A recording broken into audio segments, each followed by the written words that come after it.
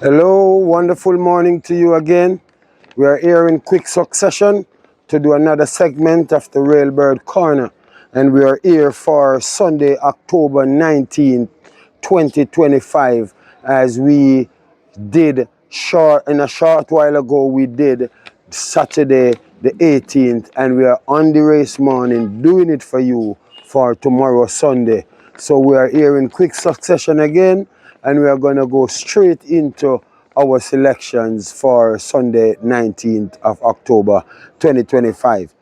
Our banker program is what we begins with all the time, and we are going to go straight to our first banker, which is race number 1, horse number 2, Miss Linton. Yes, Miss Linton came off a little layoff and last. She showed some speed. She kind of weakened in the end. But this time I think Miss Linton is going to go all the way on straight to the wire. So look for Miss Linton to be a very good input to your program this week, as we deemed her as our first banker on this program. Look for good competition from number 7 Toots, who also has good speed. 6 furlongs could be a little bit threatening to her. Look for number 8 Jack Daniel, who was whispered last time but still did not deliver. And look for number 9 Blitz Strike, who, yes, Blitz Strike is going to be in contention. I look at this field and I see where Blitz Strike can take some real consideration here. And last but not least, number 1 Xylophonic Steel is going to make her presence felt here, as she is worthy of doing something here. Yes, that's my first banker, race number 1, horse number 2, Miss Linton. We're going to go to our second banker of 2 on the card. Race 5, horse number 8, Slam Sharp. Yes, Slam Sharp is now minus the visor or the blinkers, but he had some face equipment on and it's not there now. So he is minusing that face mask, and I think he's gonna relish that very well. Slam Sharp is looking good. His last 2 races suggest that he is gonna be in the mix throughout, and I'm taking him as a banker to devour these. Yes, I think Slam Sharp is gonna be the victor here with trainer for trainer Michael Marlowe. So that's our second banker. We're gonna look for our good competitions from horse number 7, Joyful Surprise, who is in with a pretty light handicap, 107 pounds. She's looking good, and you can consider her greatly here as a good challenge to Slam Sharp. Horses to give her a good challenge is horse number 1, One Code, who it ran pretty well and last. He was taken off the overnight. He was taken from the overnight, did not make the final paper for Saturday the 18th, but he's back here for the 19th Sunday. So it seems as if everything is okay with him. So we're going to give him a chance to be as competitive as ever. Look for number 3, Drop Off, who made a nice introduction with a 5th and last on her debut, on his debut. So we're looking for Drop Off to come and give us some more shine here. Give us something to think about. He has it within him. I have seen that before he raced. Look for number 8, Sham Sharp, regardless, to be our second banker of 2, and that's where it's at with bankers. We're gonna go to our individual first choices, where we go to race number 3, horse number 1, Undisclosed Location, is under the care of Jason DaCosta with Robert Aladdin, and we're looking for them to just do some justice to the public ear. Look for the good strong competition from number 2, Tigray Express, now trained by Philip Elliott, a good trainer here, and we're gonna see Tigray Express fighting out this finish, even though we pick Undisclosed Location. as our individual first choice. Yes, we are taking undisclosed location. Look for other good competitive runs from number 3, Golden Loyalty, who's down to claiming. He is looking good. I saw him passing around, and he's looking good to me. I saw where we can look for King Air to give some good competition. I think he ran a little bit better than his final placings and last, and look for him to get himself in the mix again here. Last but not least, number 4, Bugatti, who's always good in groups such as these. He has been running disappointing for the last few races, but still gonna consider him to get in the mix here. Yes, but as we say, undisclosed location is our first individual first choice, and we are gonna turn around to the other side of the paper for our next individual first choice, which is race number 8, horse number 5, Papa Gray. Yes, we are going to take Papa Gray as an individual first choice here.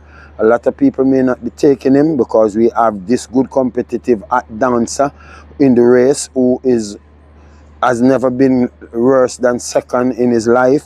So look for a dancer to compete well. Good contest, strong contest can come from number 1, Princess Ifea, who led and last and made a one move all the way win. She's looking good. She's fit as ever. So look for her to give her all and run very prominent here. Look for number 6, Loyal Action, to be a real opposer here, because he got a good long run under his belt when he paced Bernard the Quick in a race, and they both faltered in the end. But this Loyal Action is gonna be in the mix throughout. Look for number 9, Babla, to be competitive. I saw where he was showing some good speed to some speedy ones, and last he was showing some speed to horses like Basilicus and others. So he is been getting there, so we can give him a chance to feature in this year. That is where our individual first choice is gonna be as we close off our individual first choice with race 8, number 5, Papa Gray. Look for our outsiders, as this is the final part of our program, where we always do. We have a little extension part where we give you the bet of the day. So we're gonna do that when we're through with our outsiders, and we're gonna go to our first outsider as race number 2, Senor Biscotti. Yes, Senor Biscotti was a little bit awkward and last. He broke and darted to the left with Tenika Wolf, but I am looking into where Senor Biscotti can produce something here. So look for Senor Biscotti to get his head in the mix as an outsider. He can even get a win here. It is possible for him to win, but we are gonna go to the horses who have the great winning shots, like horse number 5, Maybell, for trainer Jason DaCosta and Jerome Innes. Look for number 7, Blightwood, Radish Roman, for trainer Anthony Nunes. Look for number 1, Midnight Traveler, yet another Jason DaCosta with Robert Aladdin. Those are looking good and moving well. And look for number 4, Victorious Lynx, to be of some substance here, as she's been working reasonably well and looking to be something with a little prospect. Yes, last but not least, we are going to go to Green Paint, who normally works with Maybell and Fidelity for a while until they shifted, but she's in with a chance, so look for her too. This is a wide open little 2-year-old race, but I'm going to go with Senor Biscotti as my outsider on the program here. My final outsider on the card is race number 6, horse number 11, Cost of Living. Yes, Cost of Living faced some roughness through that classic campaign, when she had to train through that classic campaign and then perform in between. So you know, she had it all. She seemed as if she was shaking, but she's back on track. She's looking better now, and I'm gonna take the audacity to give her a chance to be my final outsider on this Sunday, October 19, 2025. So look for a cost of living to figure well here. We're gonna go to number 2, Khaleesi, as possible winners who can make a mark. Yes, we are looking for cost of living to make a big mark here to win this race, and Khaleesi to make a big mark here as she competed with the classic aspirants, and you can look for her. She's looking good. Shane Ellis is on board, the person who released her maiden, so we're gonna give a chance to Khaleesi to be as competitive as she can. Look for number 7, Hazelnut, who was a little disappointing in last. She was expected to run a better race. She did come third. So after coming third, she still wasn't too far back. So we're gonna take her to some consideration here for this one to get in the mix again. Look for number 8, the Leviticus, who won pretty nicely and last. She won impressive. Seems as if she can do something in this grade above. So she's up in class, but we are still gonna give her a chance to do something.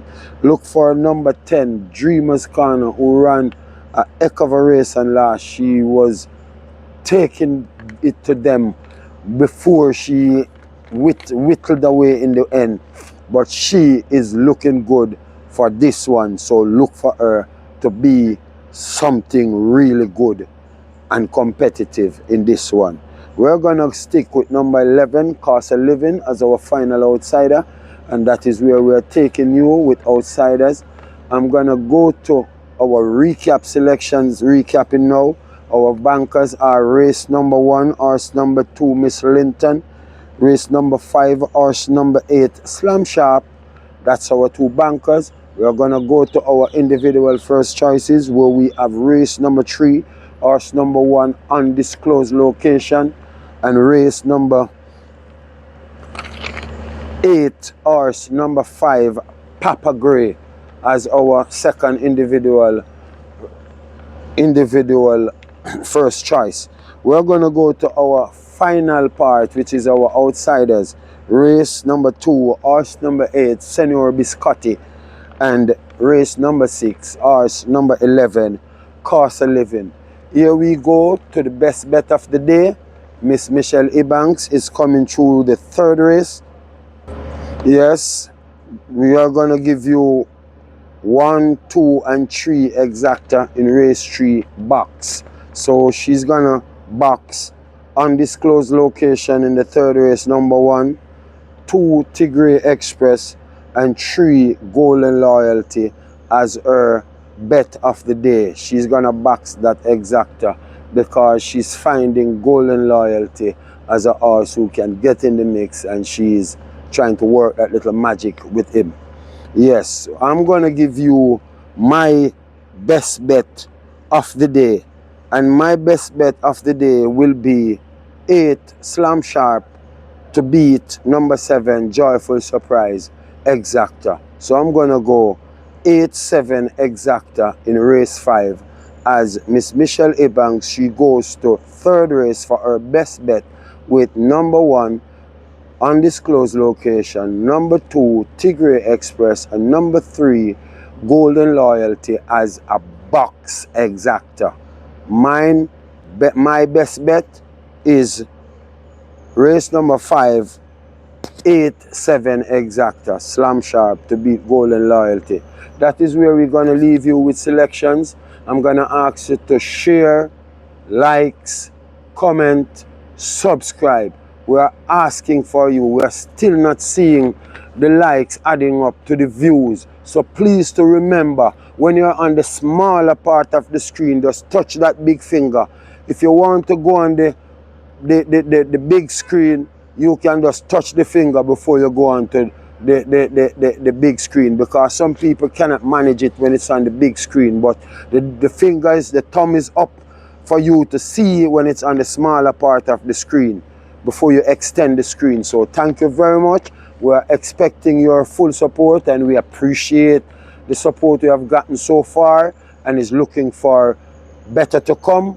with support as we are looking for better to come with selections for you. Thank you very much.